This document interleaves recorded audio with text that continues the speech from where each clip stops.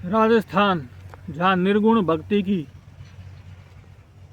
विशेष रूप से गंगा बही, जहाँ संत दादू जी की और राम स्नेही संतों की नाम जप की प्रणाली, नाम जप की परंपरा, जिसके माध्यम से काफ़ी भक्तों ने कल्याण पथ पर आगे बढ़कर अपने जीवन का कल्याण किया। राजस्थान में नागौर जिले में एक टांकला गांव है, एक मुंडवा कस्बा है।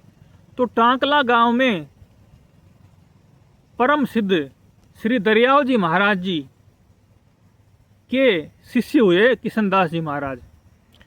तो किशनदास जी महाराज के संबंध में अभी हम दो प्रसंग प्रस्तुत कर रहे हैं। एक तो ये है कि जब उनका नाम हो गया, प्रसिद्धि हो गई, तो वहाँ के कोई ठाकुर साहब थे, उनको ये बात अच्छी नहीं लगी। लेकिन उससे पहले हम एक और प्रसंग ले रहे हैं कि संत किशनदास जी के जो शिष्य थे, उनका नाम था दूधाराम जी। वैसे तो किशनदास जी के बहुत सारे शिष्य थे, लेकिन उनमें से एक साधक शिष्य थे दूधाराम जी। किशनदास जी का गांव, जगह, घर परिवार, वो गृहस्थी थे। तो वो टांकला गांव में था, नागौर के पास ही पड़ता टांकला गांव। वहाँ किशनदास जी सत्संग किया करते थे। और इधर दूधाराम जी रोज रात को मुंडवा से टांकला जाया करते थे।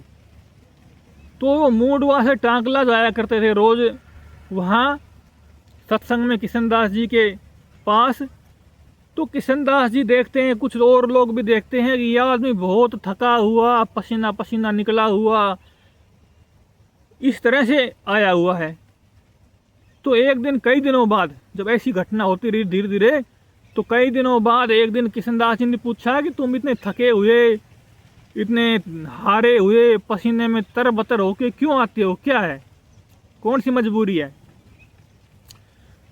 तो दूधाराम जी ने कहा कि जब मैं रास्ते में आता हूँ तो रास्ते में पता नहीं कोई क्या है, कोई अज्ञात सत्ता है, वो मेरा रास्ता रोक के खड़ी हो जाती है। मेरे को दिखता कुछ नहीं है, लेकिन कुछ है जो मेरा रास्ता रोक लेती है, और मेरे को उसके साथ बहुत धक्का मुक्की करनी पड़ती है। और तब कहीं जाके कुश्ती लड़के धक्का मुक्की करके बहुत टाइम बाद जब उससे पीछा छुड़ा के आता हूँ, मतलब मेरी और उसकी अज्ञात सत्ता के साथ, अज्ञात शक्ति के साथ एक धक्का मुक्की कुश्ती वाली अवस्था होती है। और वहाँ से तब उसको किसी तरह से पीछा छुड़ा के तब आता हूँ, इसलिए मेरे यहाँ पसीना पसीना हो जाता हूँ, थक जाता हूँ। तो किशनदास जी ने कहा कि तुम एक काम करो, कल आओ तो घर से, जब घर से निकलो तो जो रोटी बनाने का तवा होता है वो काला होता है, उसके पिछली साइड से हाथ रगड़ के आना, ठीक है, हाथ रगड़ के आना। तो उन्होंने कहा ठीक है। फिर अगले दिन नहीं, फिर उन्होंने कहा कि जैसे तुम हाथ रगड़ के आना और वो सत्ता तुम्हारे सामने आएगी, तो तुम उसके मुंह पे, तुम्हें आभास मिलेगा उसके मुंह का, शरीर का, जो शक्ति से तुम लड़ते हो, रोज रोज लड़के इधर आते हो, कुश्ती करते हो, तुम्हारा रास्ता रोकती है, तो तुम्हारा आभास तो मिलता है। तो उसका चेहरा तो थोड़ा बहुत दिखता ही होगा, महसूस होता होगा, चेहरा, शरीर कुछ, क्योंकि आप धक्का मुक्की करते हो तो शरीर का स्पर्श तो होता ही है, ऐसा लगता ही है।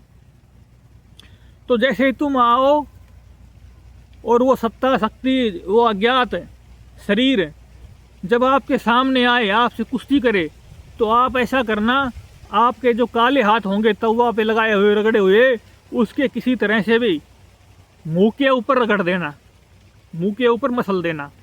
फिर जैसे ही अगले दिन दूधाराम जी घर से चले, तवे पे हाथ रगड़ लिए, हाथ काले कर लिए।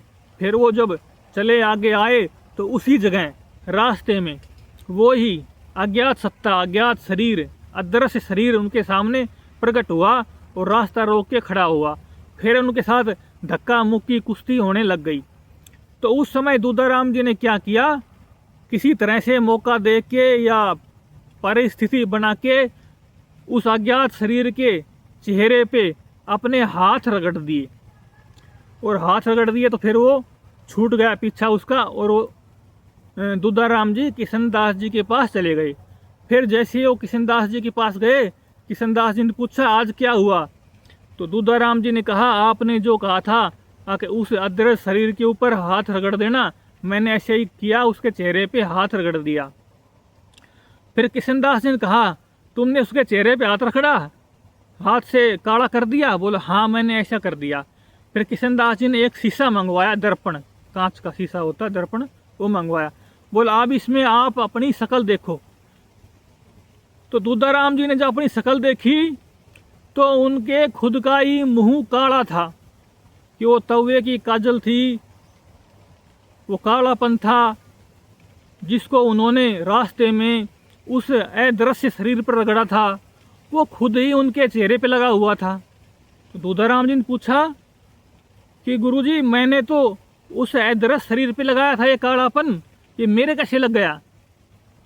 तो किशनदास जी ने कहा कि जीव के जब पूरबले माड़े कर्म, खराब कर्म होते हैं, वो ही अज्ञात सत्ता, अज्ञात शरीर, भूत प्रेत बन के परेशान करते हैं। वो संस्कार, वो पिछले कर्म वो खुद के ही होते हैं और वो ही सामने आके इस तरह की हरकतें करते हुए दिखते हैं। तो असल में बात क्या है, अपने कर्म ही भूत प्रेत वगैरह जो कुछ भी माने जाते हैं, अदृश्य शक्ति मानी जाती हैं, वो उसी के रूप में हो जाते हैं। अपने ही कर्म अपने को ही परेशान करते हैं। जैसे सपने में जब हमें कोई ख़राब सपना आता है तो किस लिए आता है ख़राब सपना? उस खराब सपने आने का कारण यह है कि हमारे भीतर जो खराब संस्कार बैठे होते हैं, जो डर की भावनाएं, लोभ की भावनाएं, क्रोध की भावनाएं अंदर दबी रह जाती हैं, तो वो ही संस्कार आगे जाके सपने में प्रकट होते हैं। क्योंकि मन में जो चीज़ दब जाती है वो कभी ना कभी किसी न किसी रूप में आगे आती है, संस्कार के रूप में वो ख़त्म होने के लिए या नया बनाने के लिए आती है। तो संतों का कहना यही है कि हमारे संस्कार हैं वो ही हमें परेशान करते हैं, न कि कोई बाहर का भूत प्रेत। बाहर का भूत प्रेत ऐसा कुछ भी नहीं होता, अगर होता है तो भी वो हमारे कर्म संस्कारों के कारण ही हमारे जीवन में बाधा बन के खड़ा होता है। तो जो राम नाम जप में लग जाते हैं, ध्यान साधना में लग जाते हैं, अपने स्वरूप की खोज में लग जाते हैं, उनके सारे कर्म कट जाते हैं, मिट जाते हैं और वो अपने स्वरूप में, आत्मबोध में, परमात्मा में, सचखंड में, सतलोक में स्थिति प्राप्त कर लेता है। तो ये तो हो गई दूधाराम जी की कहानी। अब किशनदास जी की एक कहानी और है कि जब उनकी प्रसिद्धि बनी तो एक समय ऐसा आया कि लोग उनका नाम पहचानने लगे। वो थे निम्न वर्ग की जाति से, परिवार से, अछूत जाति मानी जाती थी उनकी जाति को उस समय। तो एक बार क्या हुआ कि वहाँ के उस गांव के ठाकुर साहब काशी की यात्रा पे गए। तो वहाँ किसी ने पूछा कि आप कहाँ से आए हो? तो ठाकुर साहब ने कहा कि मैं राजस्थान के नागौर से आया हूँ, टांकला गांव है मेरा। तो उस व्यक्ति ने कहा कि अरे टांकला गांव, वहाँ तो किशनदास जी का स्थान है, किशनदास जी रहते हैं, संत किशनदास जी, परम संत किशनदास जी।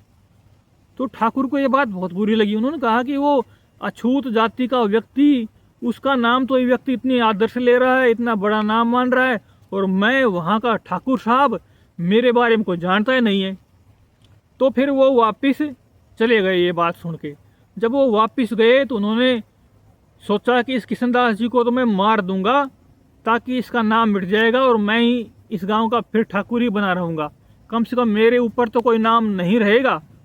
पहले क्या था कि जो बड़े बड़े शक्तिशाली लोग होते थे, समाज में प्रभावी होते थे, वो अपने नाम को जिंदा रखने के लिए कोई भी गलत कर्म, अहंकार पूर्ण कर्म, क्रोधी कर्म, पाप कर्म करने से नहीं डरते थे, मतलब कर लिया करते थे अपना नाम पाने के लिए, पहचान पाने के लिए, अहंकार प्रकट करने के लिए। तो एक बार क्या हुआ, वो मौका देखने लगे वहाँ टाकला गांव में जाके, कब किशनदास जी अकेले मेरे को मिले और मैं इनको काट के मार के ख़त्म कर दूं और इनका नाम ख़त्म हो जाए, फिर मेरा ही नाम शेष रह जाएगा इस गांव में। तो वो मौका देखने लगे। फिर एक दिन देखा कि जिस रास्ते पे वो जा रहे हैं उधर ही किशनदास जी आगे आगे जा रहे हैं। तो उन्होंने सोचा कि ये अच्छा मौका है, थोड़ी आगे जाएंगे कहीं रास्ते में, तो जहाँ अकेलापन दिखाई देगा, सुनसान जगह होगी, मैं इनको काट के मार दूंगा। तो वो उनके पीछे पीछे चलने लगे। ठाकुर साहब घोड़े पर चल रहे थे, किशनदास जी पैदल पैदल चल रहे थे।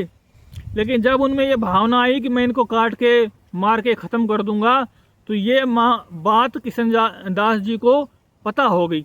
जब किशनदास जी को मालूम पड़ा तो उन्होंने रिद्धि बल का प्रयोग किया। जो पहुँचवान संत महापुरुष होते हैं उनके पास सिद्धियाँ होती हैं, तो कभी कभी वो समाज को शिक्षा देने के लिए सिद्धियों का प्रयोग कर लेते हैं। वैसे सिद्धियों से किसी का साधना तो बढ़ती नहीं है, साधना तो सबको अपनी करनी ही पड़ती है, ध्यान तो सबको अपना करना ही पड़ता है। लेकिन संत महापुरुष कभी प्रेरणा देने के लिए सिद्धियों का प्रयोग कर लेते हैं। तो ठाकुर साहब घोड़े पे बैठ के घोड़ा दौड़ा रहे थे और किशनदास जी पैदल चल रहे थे। लेकिन जब उनके ठाकुर साहब के मन में संकल्प आया कि मैं इनको पकड़ के इनके पास पहुंच के और इनको मार दूं, तो किशनदास जी ने सिद्धि का प्रयोग किया और ठाकुर साहब घोड़ा दौड़ाएं, किशनदास जी पैदल चलते हुए दिखाई दें, लेकिन फासला उतना का ही उतना रह जाए, उनका फासला नहीं मिटे। घोड़ा दौड़ के भी एक इंसान को पकड़ नहीं पाए। तो घोड़े की चाल में और इंसान की चाल में बहुत फर्क होता है ना। घोड़ा दौड़ता है और एक इंसान सिर्फ पैदल चल रहा है, न कि दौड़ रहा है। और एक पैदल चलते हुए इंसान को, वैसे संत किशनदास जी नॉर्मल इंसान थे नहीं, पहुँचवान संत महापुरुष थे, उनको ठाकुर साहब पकड़ नहीं पाए। खूब घोड़ा दौड़ाया, लेकिन नॉर्मल रूप से चलते दिखने वाले ठाकुर साहब उस समय किशनदास जी को पकड़ नहीं पाए। फिर ठाकुर साहब का घमंड चूर चूर हो गया, अहंकार गिर गया। उनको लगा कि ये तो सचमुच ही कोई संत महापुरुष हैं, इनको मारना, इनसे क्रोध करना, इनके साथ दुश्मनी करना ठीक बात नहीं है। इसमें तो अपना अहित ही है। जो संत महापुरुष होते हैं, परमात्मा के मार्गी होते हैं, उनके साथ दुश्मनी भी बहुत महंगी पड़ती है। कहीं ना कहीं बुरे कर्म का फल बुरा तो होता ही है, पर संतों के साथ तो और भी ज़्यादा बुरा हो सकता है। इसलिए उन्होंने फिर हार के किशनदास जी से प्रार्थना करी और किशनदास जी को रोका। फिर किशनदास जी रुक गए और ठाकुर साहब ने किशनदास जी को प्रणाम किया। फिर दोनों अपने अपने रास्ते से चले गए। तो दरियाव जी महाराज जी थे, उनके शिष्य भी किशनदास जी थे, वो भी बहुत पहुँचवान महापुरुष थे। दरियाव जी महाराज जी ने किशनदास जी को ही अपना शिष्य एक नंबर पे मान के गए और उन्होंने कहा था कि किशनदास जी मेरे बाद अगला शिष्यों का मार्गदर्शन करने के लिए रहेंगे। तो असल बात क्या है, जब साधक की निष्ठा होती है, परमात्मा में प्रेम होता है, तो परमात्मा अलग अलग समय अलग अलग जगह संत महापुरुषों को प्रकट करते हैं। और संत महापुरुष नए साधकों के लिए जानकारी, प्रेरणा और विश्वास का स्रोत बन जाती हैं। बाकी साधना, तपस्या, ध्यान, जप, ये तो हर साधक को खुद ही करने पड़ते हैं। जिसकी जितनी निष्ठा होती है, लगन होती है, परमात्मा से प्रेम होता है, परमात्मा उतनी जल्दी उतनी ही आसानी से प्रकट हो जाता है, उसका मार्ग कट जाता है। सतलोक, सचखंड, निज स्वरूप, आत्मबोध की प्राप्ति हो जाती है। असली बात है लगन की, मेहनत की, समर्पण की, प्रेम की। संत महापुरुष हमेशा ही प्रेरणा देते हैं और रहते हैं तो भी प्रेरणा देते हैं। उनका शरीर पूरा हो जाए, शरीर का समय पूरा हो जाए, तो भी उनकी प्रेरणा उनकी वाणी से, उनके वचनों से, उनके जीवन कथा प्रसंगों से मिलती ही रहती है।